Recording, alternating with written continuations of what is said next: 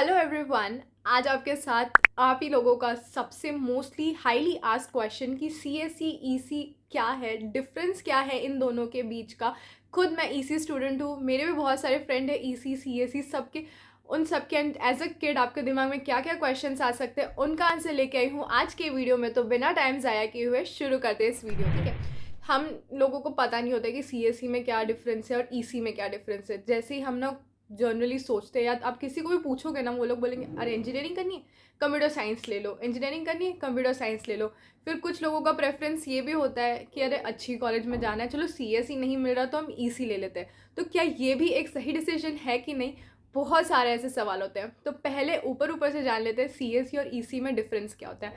C S C में आपको आ जाएगी प्योरली आपकी सॉफ्टवेयर बेस्ड लर्निंग, एंड अगर हम ई सी की बात करें तो वो आ जाएगी हार्डवेयर बेस्ड लर्निंग। अब इनमें फ़र्क क्या है वो जानते हैं। अगर आप ई सी की बात करो तो आप वर्क करोगे माइक्रो कंट्रोलर्स पे, छोटे छोटे चिप्स पे, पी सी बीज पे, कि कैसे उनको अलाइन करना है। आप बेस्ट एग्जांपल आपको मैं दूँ तो आपके जो मदरबोर्ड्स होता है तो उसके अंदर कैसे कैसे वायर्स अलाइन होते हैं, हर छोटे छोटे रेजिस्टर्स को कैसे हम यूज़ करते हैं, या ऐसी प्यारी प्यारी सी छोटी छोटी हार्डवेयर रिलेटेड जो भी चीज़ें आ जाती है वो आपकी आ जाती है ईसी के अंदर, बेसिकली इलेक्ट्रॉनिक्स के अंदर, टू बी मोर प्रिसाइज्ड। अगर वहीं हम कंप्यूटर साइंस की बात करें तो उसके अंदर आपके सॉफ्टवेयर बेस्ड एप्लीकेशन आ जाएंगे। जैसे कि आप वेबसाइट्स देखते हो तो वेबसाइट्स कैसे बनती है, उसके पीछे का पूरा एल्गोरिदम की कैसे वो चलता है, ठीक है। हल्का फुल्का आपको नेटवर्किंग वगैरह भी वो सिखाएंगे कि वाईफाई के आईपी एड्रेसेस वगैरह कैसे चलते हैं। एंड इस तरीके की जो सॉफ्टवेयर रिलेटेड बेसिकली जो आप लैपटॉप में बैठ के कर पाओगे वो सब आपके सॉफ्टवेयर में आ जाएंगे। एंड अगर हम ईसी की बात करें तो उसमें हार्डवेयर रिलेटेड कि आप बैठ के वायर्स को मेल्ट कर रहे होगे। साउंड्स गुड, बट अगर करिकुलम की उनकी बात करें तो ईसी जो है वो कंपेरेटिवली टफ होता है इन कंपैरिजन विद सीएसई, ठीक है। हमारे जैसे एक सब्जेक्ट्स होते हैं डिजिटल और एनालॉग, आपके ईसी के अंदर भी दो डिवीजन हो जाएंगे, एक डिजिटल होगा एक एनालॉग होगा। डिजिटल मतलब जो 0 1 में हम खेलते हैं, बाइनरीज जिसे हम कहते हैं। और अगर एनालॉग की बात करें तो जो मैं आपको कह रही हूँ वो एक एनालॉग चीज़ है, और जो 0 1 में वो कन्वर्ट होगा वो डिजिटल चीज़ है, ठीक है। तो इलेक्ट्रॉनिक्स में ये दो पार्ट आते हैं, ठीक है। हमारे लिए पार्ट होता है ना कि जो डिजिटल वाला ना वो हमें बहुत इजी लगता है, कि हमें होता है कि चल ठीक है 0 1 है। लॉजिक गेट्स अगर आपने पढ़े होगे फिजिक्स का, आपको जो लास्ट यूनिट होगा 12th स्टैंडर्ड का, तो लॉजिक गेट जो वाली पर्टिकुलर आपकी चीज़ है वो ईसी की है, ठीक है। तो वो हमारे लिए काइंड ऑफ ईजी सब्जेक्ट होता है। एंड अगर हम वही ईसी वालों सीएस वालों की बात करें तो वो भी ना जनरली हर एक सेम में ना हमारा हार्डवेयर का एक कोई ना कोई सब्जेक्ट पढ़ रहे होते हैं, कभी डिजिटल इलेक्ट्रॉनिक्स पढ़ रहे होते हैं, या हमारी कोई ना कोई हार्डवेयर वाली चीज़ें पढ़ रहे होते हैं। वो उनके लिए टफ होता है क्योंकि कंपैरेटिवली ईसी इज का करिकुलम जो है वो हार्ड है इन कंपैरिजन टू सीएसई। अगर कोडिंग की बात करें कि कोडिंग का क्या है, कैसा सीन है, अगर हम ईसी की बात करें तो अभी हाँ हर एक चीज़ हम हार्डवेयर पे नहीं करते। कि ना पहले क्या टाइम रहता था कि एक ब्रेडबोर्ड एक हमारा बोर्ड रहता है जिसके अंदर हम हमारे सर्किट को ज्वाइन करते हैं। अगर आपको समझ में नहीं है तो वो आप ऐसे समझ लो, ठीक है।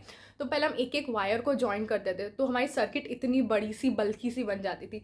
बट अब हम क्या करते हैं, उसी चीज़ को हम कोड करते हैं। And the most famous language is Verilog. अगर आपको ईसी में आपको है कि मेरे को ईसी में अपना फ्यूचर बनाना है तो आप वेरीलॉग ट्राई कर सकते हो। आप यूट्यूब पे देखोगे तो आपको कुछ वीडियोस देखने को मिल जाएंगे, तो आप उसे समझ पाओगे कि वेरीलॉग क्या है, ऐसा है, या एल्गोरिदम कैसा है। तो अब हम उस पर उसका कोड करते हैं rather than going with hardware. But ये डिजिटल साइड में अगर आप एनालॉग पढ़ोगे, एनालॉग में आपका जो भी सब्जेक्ट रहता है ना, तो आप उसको प्रॉपर आप वायर को एक आपके पास एक ब्रेडबोर्ड रहेगी, उसमें आप एक वायर डाल रहे हो, यहाँ से पावर सप्लाई बैटरी का सप्लाई दे रहे हो, यहाँ से एलईडी ग्लो कर रही है, वो वाली चीज़ें आती है। एंड अगर आप सॉफ्टवेयर में देखोगे तो ऐसी कोई चीज़ें आपको देखने को नहीं मिलेगी। एंड हार्डवेयर का one of the worst part मुझे ये लगता है ना कि आपको कुछ भी ना पूरा बनने के बाद दिखता है, और सॉफ्टवेयर में आपको विजुअलाइज होना वो शुरू हो जाता है।